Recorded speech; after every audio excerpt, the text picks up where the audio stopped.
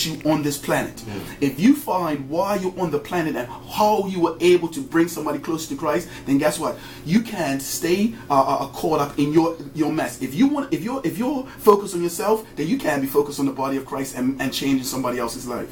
Linwood, the perfect example is the example of Christ. And wherever he was, the first thing that he did was he met people at their needs, and he identified how he can fulfill their needs. If you were hungry, he simply fed you.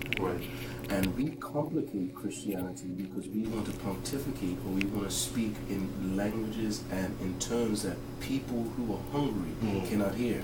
Let's make gospel basic again, and let's find out what people they need. And then also let's do one other thing. Let's be honest about who we are. A lot of times people don't respect us as Christians because they don't see authenticity, or they don't see truth. And a large portion of our ministries have to be based around truth. I was coming in listening to you. You was talking about the body of Christ. Well, we have to demystify the church, because people think you go into a church, you close the doors, and you just this change and transform person. But some people haven't been called to those ministries. Some people's ministries are barbershop ministries. You're going to reach more people on this station and in a barbershop than you ever could. To put you into a suit and make you something that you're not, it goes against the will of God. That's funny, because I didn't even in a suit, to be honest. I mean, and sometimes if you're worried about that, like, because it's like, so I didn't even we've been asking for, particularly men of color, and this is no disrespect to anybody else, for we want these guys to change so much that they feel that it's not an authentic experience. I'm not saying stay ignorant and live in a box of foolishness, but what I'm saying, sometimes the best influence are men who have been through something who other people can relate to. I cannot relate to somebody who's been through certain things because I have not been through it.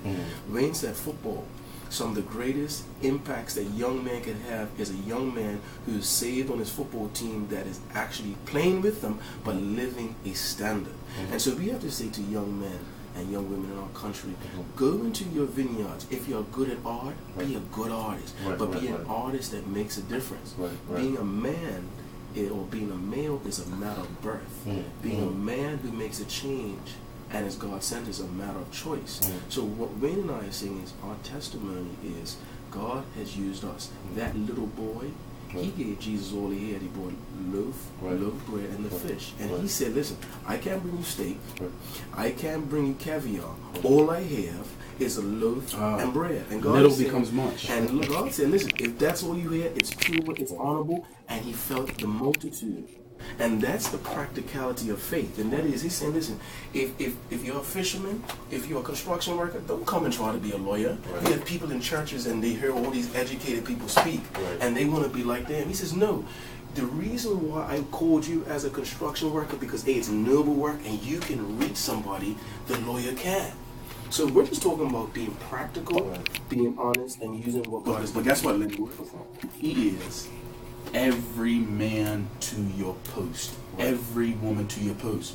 What Dwayne is saying is, stop waiting for someone else to fly to Bermuda to educate us, to teach us. So let me just ask. So because some people would say, well, who these, sir, black boys from back of time or whatever, think they are going from a book, Double Vision Journey to Success, CEO, Digital, who they think they are, that they're going to write this book, and what are they trying to do, like, what do they think that all that, I'm sure, of course, you kind of, not that you hear it directly, but but in going into this project, of course there must be some the funny part about that is you don't believe in culture, and the truth is we've heard that. And the interesting thing about every time you know you're onto something is the devil is going to raise up people around you in the circles where they're going to remind you of your past and what you cannot do. And the unfortunate part about our culture, one of the dark parts about the Bermudian culture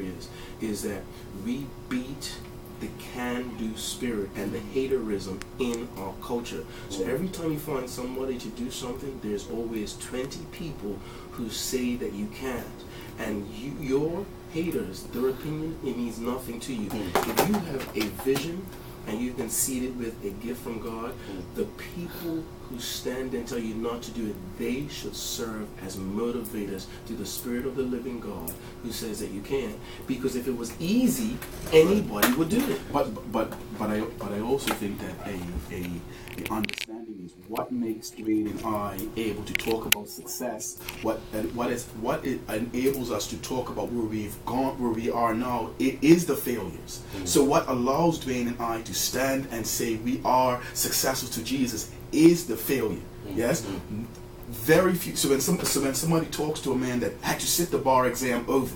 Yes. So talking to a man that when he came back home as a qualified lawyer in Bermuda, could not find a job, had to work as an orderly in a rest home, went to the bank for a loan to buy a house for my family and could not get a loan with savings in the bank, was living with my wife's grandmother upstairs in the family homestead. This we're talking about people that have experienced my brother Dwayne living and trying to raise a family on a shoestring budget in New York. We have experienced the opportunity for us to say to a Bermudian, guess what?